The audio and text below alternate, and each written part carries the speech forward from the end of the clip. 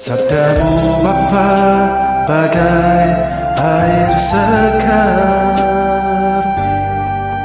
membasahi menyuburkan bumi, menggugah jiwa, segarkan hati, kobarkan nurani untuk bersaksi.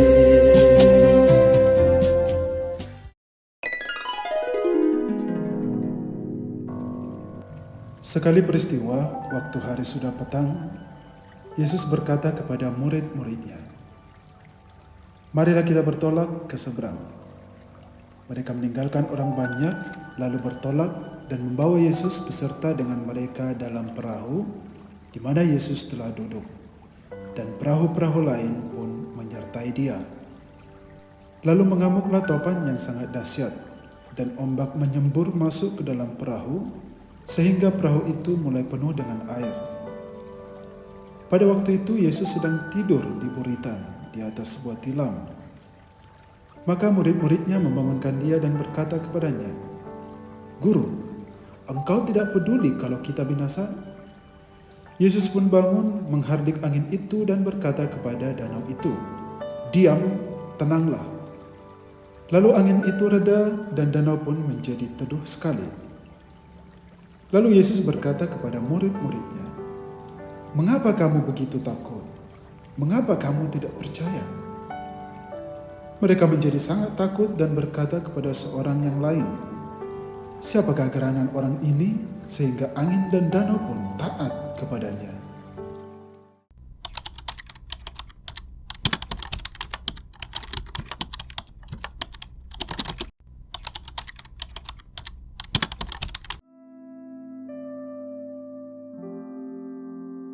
Seringkali banyak manusia mengeluh pada Tuhan. Mereka mengeluh rata-rata karena mereka mengalami banyak masalah dalam hidupnya. Keluhan mereka semakin bertambah karena mereka sudah berdoa mohon pertolongan Tuhan, tapi pertolongan itu tidak kunjung datang.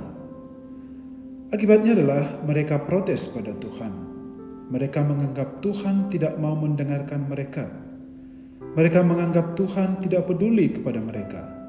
Mereka menuduh Tuhan tidur, dan masih banyak tuduhan-tuduhan lain. Sehingga mereka ngambek pada Tuhan, kecewa pada Tuhan. Mereka tidak mau berdoa lagi. Mereka tidak mau ke gereja lagi. Bahkan ada yang sampai meninggalkan Tuhan dengan mencari Tuhan-Tuhan lain. Sahabat Santo Paulus, apa yang manusia alami ini pernah juga dialami oleh para murid Yesus yang suka protes pada Tuhan. Kisahnya telah kita dengarkan dalam Injil tadi, di mana saat para murid sedang berlayar, tiba-tiba muncul angin topan yang sangat dahsyat. Ombak menyembur masuk ke dalam perahu mereka sehingga perahu mereka hampir tenggelam. Melihat kejadian itu, para murid ketakutan, sementara Yesus tertidur pulas. Para murid protes kepada Yesus karena saat mereka sedang ketakutan karena badai itu, Yesus justru tidur pulas. Mereka malah mengatakan kepada Yesus, "Guru, engkau tidak peduli kalau kita binasa?" Mereka bukannya minta tolong kepada Yesus, ini malah mereka menuduh Yesus tidak peduli kepada mereka. Aneh memang para murid pada waktu itu. Mendengar ocehan para murid itu, Yesus langsung menghardik angin, menyuruhnya diam, dan seketika itu juga angin berhenti dan suasana menjadi tenang dan aman kembali. Tapi setelah menghardik angin itu, Yesus balik menyerang para muridnya dengan berkata, "Mengapa kamu begitu takut? Mengapa kamu tidak percaya?" Saya yakin pada waktu itu Yesus pasti dengan nada marah menegur para muridnya itu. Bagaimana mungkin? Yesus ada bersama dengan mereka, tapi mereka tetap merasa takut pada angin topan. Yesus ada bersama mereka di dalam perahu, tapi mereka tidak percaya bahwa Yesus akan melakukan sesuatu. Kali ini, Yesus balik kecewa kepada para muridnya. Sahabat Santo Paulus, dari pengalaman para murid dan dari teguran Yesus hari ini, kita bisa merenungkan dua hal. Yang pertama, Jangan takut berlebihan kepada badai hidup. Ketika Anda mengalami banyak pergumulan dalam hidup Anda, datanglah kepada Tuhan. Mohon pertolongan dari Dia. Memohon pertolongan itu harus dengan rendah hati. Jangan memaksa Tuhan agar Dia cepat menyelesaikan permasalahan hidup Anda. Jangan. Tuhan itu tidak bisa dipaksa. Kalau pertolongan itu belum tiba, itu bukan berarti Tuhan tidak mendengar Anda, tetapi Tuhan mencari waktu dan saat yang tepat. Jadi memohon pertolongan dari Tuhan harus dengan kerendahan hati dan kesabaran.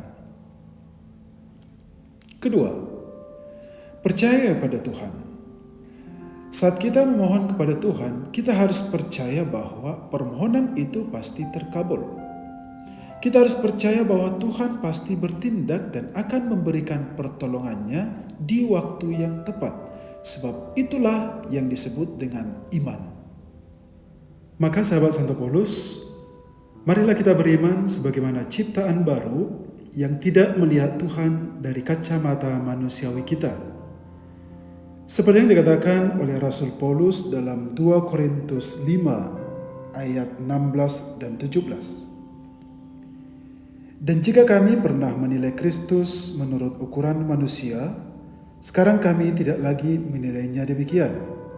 Jadi, siapa yang ada dalam Kristus, ia adalah ciptaan baru. Yang lama sudah berlalu, sesungguhnya yang baru sudah datang. Maka berimanlah kepada Tuhan bukan semata-mata hanya untuk meminta-minta sesuatu kepada Dia, tetapi berimanlah kepada Dia karena Dia tahu apa yang terbaik bagi hidup kita. Amin.